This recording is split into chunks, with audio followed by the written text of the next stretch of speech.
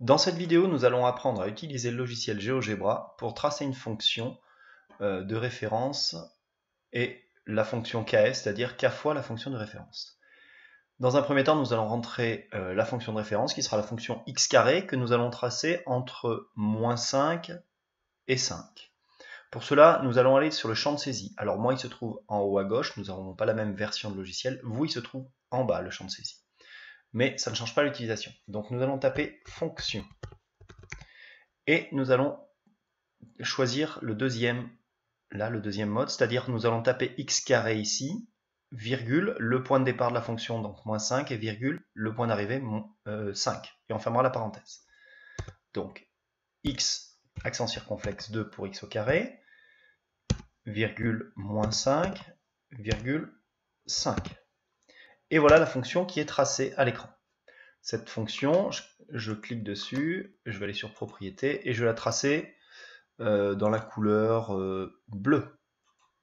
Voilà.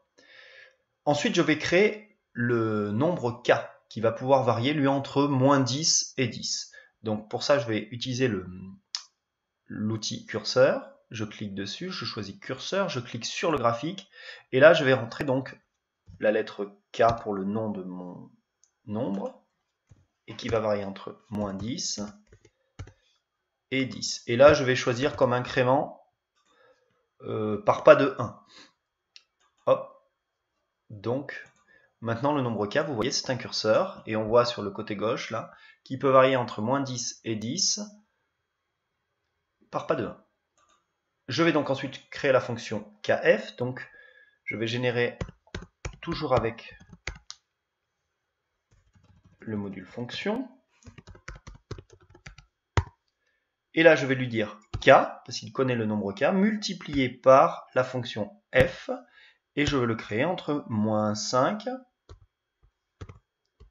et 5. Et voilà la nouvelle fonction qui apparaît à l'écran en vert. Et je peux faire varier les variations en faisant bouger le nombre k.